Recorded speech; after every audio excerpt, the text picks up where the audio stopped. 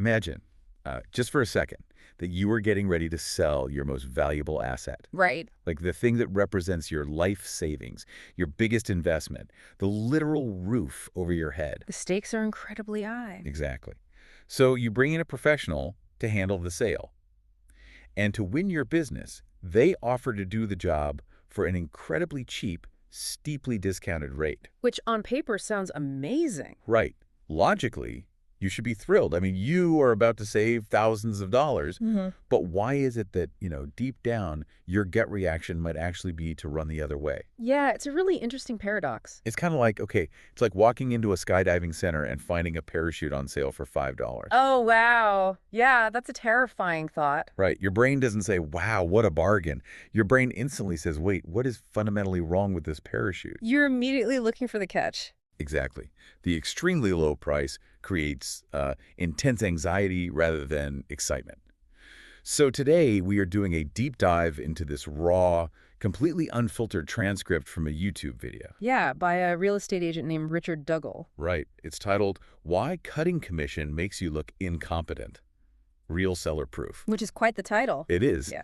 And it captures this real conversation between Richard and a seller who is like right in the middle of deciding who to hire. And to really understand the dynamics at play in this conversation, we have to look at the immediate context. Set the scene for us. So this seller has just interviewed 3 other real estate agents before sitting down with Richard, and every single one of those competing agents offered to cut their commission to win the listing. All 3 of them. All 3. And one of them went to extreme lengths, drastically dropping their rate to just 0.5%. Wow. Yeah.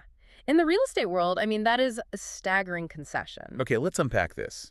Because this completely shatters, the basic economic assumption we all tend to walk around with. The idea that the cheapest option always wins. Exactly. The idea that the lowest price automatically wins the market. If you're a professional trying to get a competitive edge, cutting your price seems like the most logical, aggressive move you can make. It feels like a guaranteed win. Right. You offer a discount, you undercut the competition, you win the business. Yeah, But we see the exact opposite happen in this transcript. we really do. 3 agents offered a discount. One practically gave their services away for 0.5%, and the seller didn't sign a single contract. Nothing. Instead, the seller literally tells Richard, well, I just wanted to see what else is out there. What's fascinating here is the specific language Richard focuses on when he's, dissecting that massive discount with the seller. What does he say? Well, Richard points out the seller's own phrasing. He says, quote, "'Cause you used the word even 0.5%, which means even you were surprised." Oh, that's clever. Yeah, and the seller immediately validates that, responding, "I was quite surprised." And we have to look at what surprise actually means in a high-stakes business transaction like this. Right, because it's not a good surprise. Exactly. It means a fundamental mental model has been broken. The seller has this internal baseline for what a professional service should cost. Sure. So when a price drops that radically, it doesn't communicate value to this seller. It communicates desperation. Yeah, the seller explicitly admits to Richard that they didn't think the discount agent was, quote, really that highly qualified as a realtor. Which is brutal. It really is. The competitor thought they were offering this irresistible financial incentive, but the message received was entirely different. Completely backfired. Yeah, the message received was just a massive red flag regarding quality. Because the client instantly stops evaluating the service based on its actual merits. Right, and they start searching for the hidden catch. I mean, Yeah. in high-stakes environments, whether it's selling a house or, hiring a lawyer for a major case or even seeking a medical specialist. Well, yeah, you don't want the discount brain surgeon. Exactly. The risk of failure carries a catastrophic cost. The mathematical savings of a discount simply cannot override the psychological terror of a botched outcome. Okay, so here's where it gets really interesting. Because Richard is now walking into a psychological minefield. He really is. He knows the seller is spooked by the cheap guys. And the traditional, old school sales approach here would be to just aggressively bash the competition. Oh, for sure. Walk in and say, those guys are cheap and cheap guys are terrible, so you need to hire me at my full premium rate. But Richard doesn't do that at all. He doesn't. No, and if he had taken that combative approach, he would have immediately put the seller on the defensive. Because it just sounds like a sales pitch. Exactly. It would have sounded so transparent. It's just one salesman tearing down another salesman to line his own pockets. The seller's guard would have shot right up.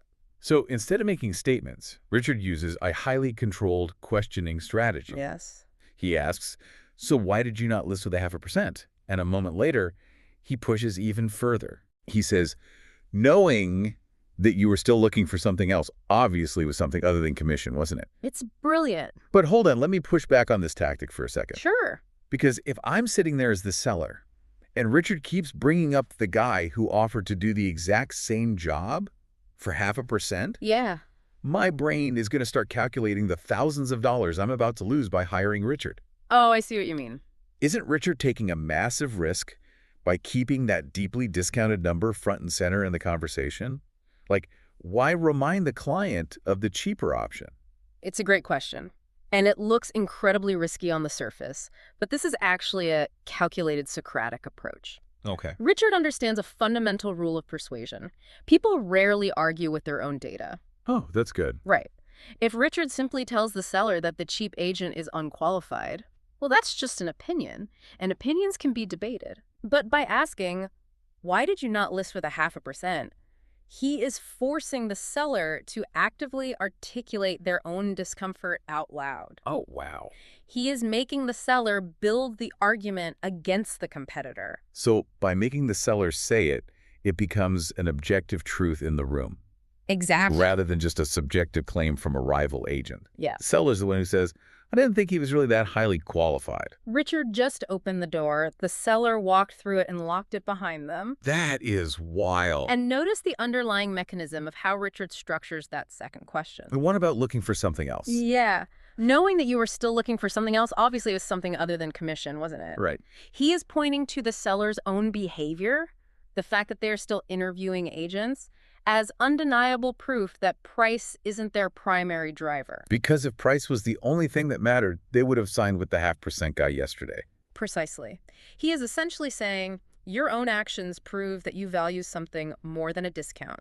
What is that something? Wow. He guides the seller to realize their own hidden priorities. Which brings us right to the climax of this entire transcript. I mean, this is the exact moment where the seller solves the psychological equation of price versus quality in real time. It's a great moment. Richard has laid all the groundwork, and then he just asks point blank. He says, so what's the relationship between competence and commission, you think? Which is such a bold question. It's almost philosophical to Yeah. drop that in the middle of a listing presentation. He is asking the seller to formalize a theory of value right there on the spot. Yeah. He isn't asking about real estate specifically anymore. He's asking about human nature.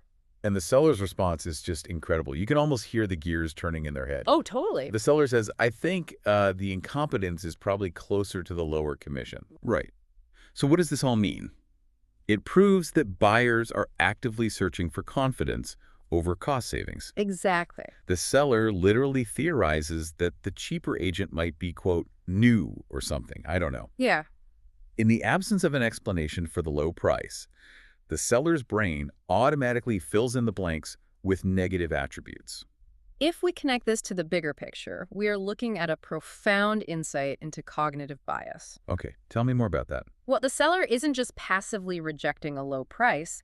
They are actively assigning a highly negative trait incompetence directly to the lower commission. They're locking the two concepts together. Fundamentally linking them. Yeah. The lower the price, the higher the perceived incompetence. Wow. And the brilliance of Richard's execution here is how he subtly validates and locks in this realization. How does he do that? Well, the very next time he refers to the discount agent, he doesn't call him the cheap guy or the 0.5% agent. Right. He refers to him as the one you doubted.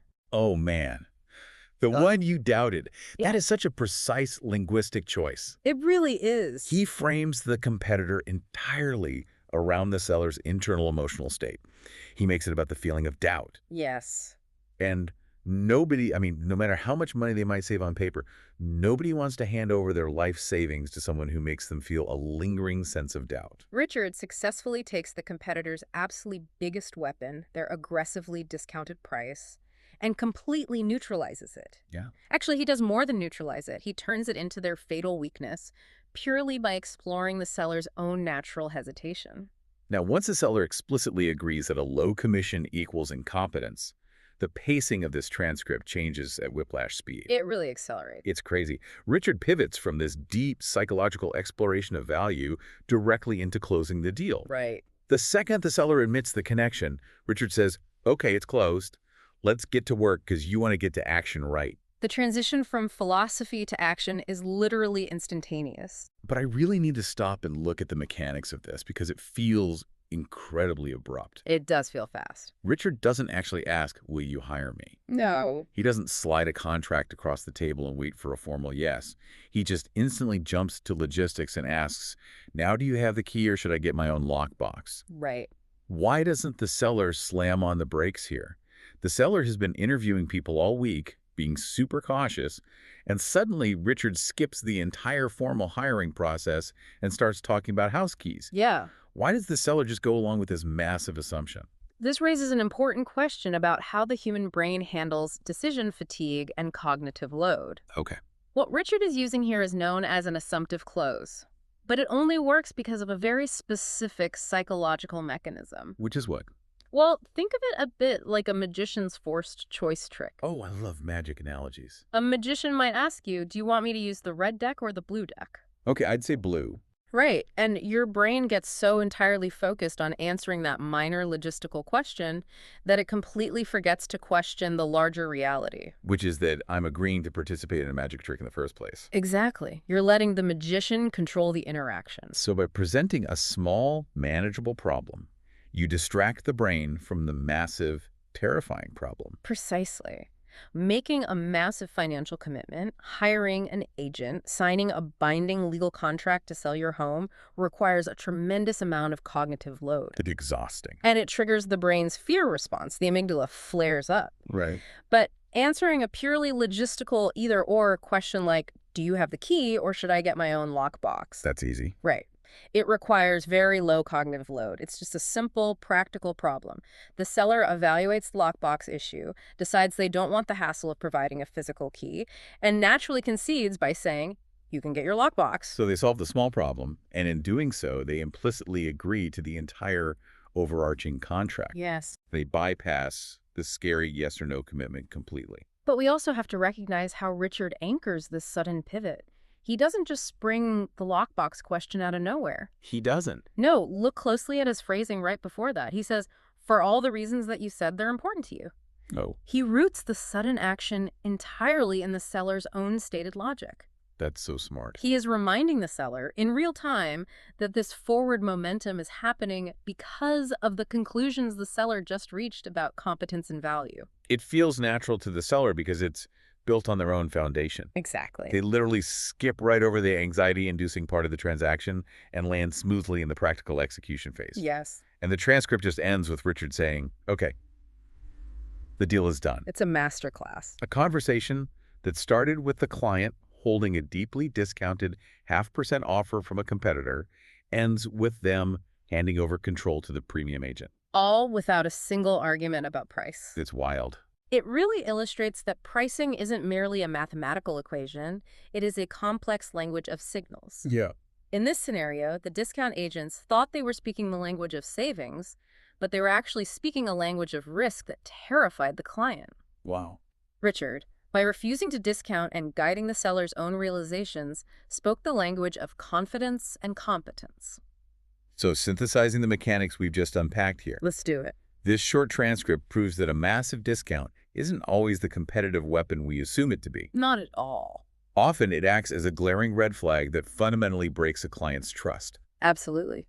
We also saw the immense power of Socratic questioning, guiding someone to vocalize their own doubts, forcing them to articulate the problem out loud, is infinitely more persuasive than dictating your own opinions to them. So much more powerful. When the seller themselves concluded that incompetence is probably closer to the lower commission, the battle was already over. Yeah.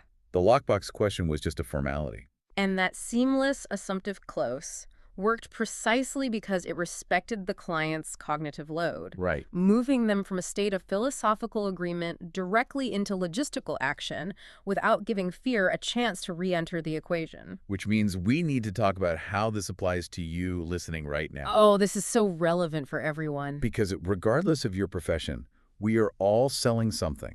Always. Whether you are literally selling real estate, or you're a freelancer pitching a new client, or you are sitting across a desk in a job interview negotiating your starting salary. You have a price. You have a price. Yeah. And that price is communicating a message before you even open your mouth. That's exactly right. Are you trying to win the room by simply being the cheapest option available?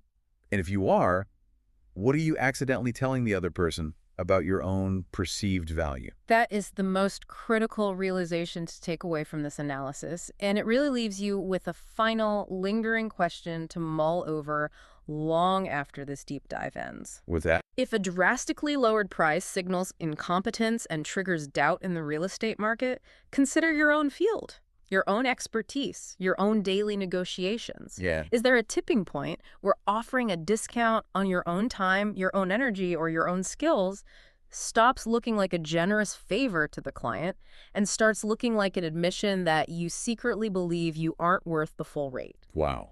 At the end of the day, nobody wants to jump out of an airplane with a $5 parachute. No thanks. Just make absolutely sure you aren't the one trying to sell it.